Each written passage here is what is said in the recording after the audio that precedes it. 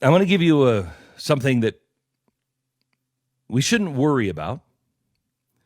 We should fix. And the worst thing we can do is mock a warning like this. The worst thing we can do is avoid looking at it. The worst thing we can do is avoid it for political reasons. And I'm going to show you with the documentary, the film Chernobyl, I'm going to show you how this is very similar to what we're doing right now. But let me give you just one topic. Ebola. We all know how deadly Ebola is. We all know that it's ground zero in the Congo, the Democratic Republic of the Congo.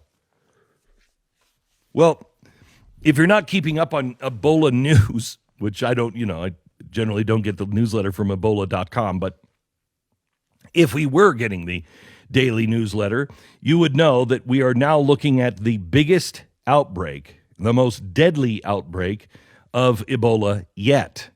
And where is it? It's centered in the Congo. However, it is spreading beyond the Congo.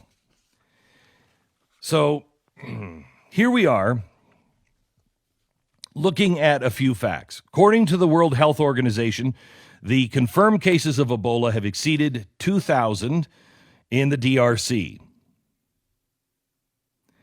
Now, I stand corrected. It's not the largest. It's the second largest, directly behind the 2014-26 epidemic. Do you remember what happened in 2014-2016? Somebody got onto a plane and it reached our shores. Luckily, we knew who that person was. We knew who those people were, and we cured them here in the United States because they were doctors.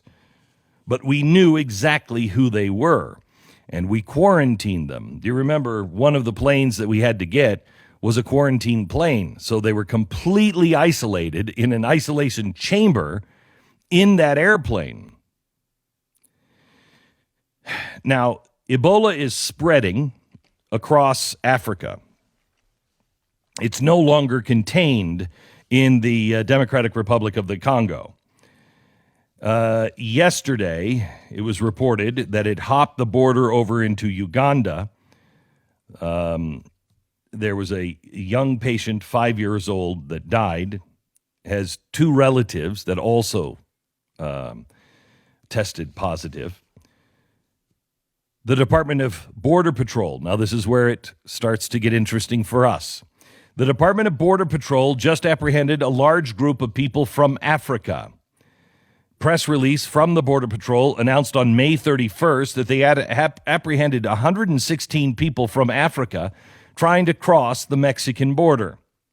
Now, of these, there was a large group or contingency of those from the Democratic Republic of the Congo. Again, that's where Ebola is having its rebirth. And they are not the only people coming in from the DRC to the United States through Mexico. According to the agents assigned at the Eagle Pass station, on June 5th, our Border Patrol arrested a group of 34 people from the continent of Africa. Since May 30th, more than 500 people from Africa have come in. These groups are primarily made up of family units from the Congo. Now, where are they? Well, we don't really know. We know some of them are in San Antonio. We also know that some of them are now in Portland, Maine. Another group has come in from the Congo, about 350 migrants. They came through Ecuador to our southern border. They came in. They're now saying that they, because they're fleeing a war zone, that they need asylum. The plan is for 350 of them to travel from San Antonio to Portland. That's Maine, by the way. But Portland, Maine said, please don't send us any more. We're already stretched way beyond our capacity. So now they're looking for other cities that these migrants from the Congo can be sent to. Now, this doesn't mean these guys have Ebola. This doesn't mean that we shouldn't take them in if they are really truly fleeing from a war zone. This means we should not dismiss the fact that ISIS was in the Congo recently doing something we don't know what.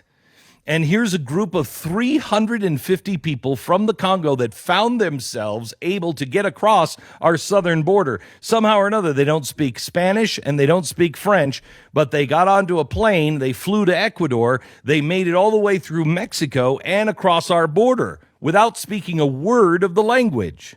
That's odd.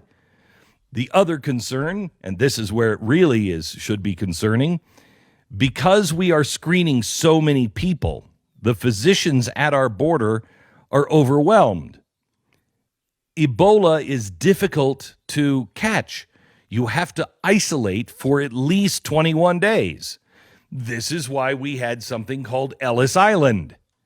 If you had a deadly disease, you were quarantined for a while to make sure, if you were coming from a place with deadly disease, that you weren't bringing it into the United States. But we're not doing that anymore. And if anyone thinks that ISIS just wouldn't weaponize people, you're out of your mind.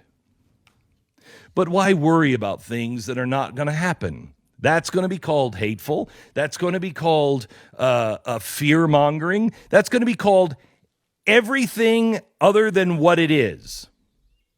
A truthful look at the facts and a warning that it may not be these people.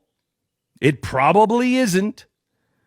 But we should be screening for Ebola. And we have a problem on the border. This is a catastrophe of global significance just waiting to happen.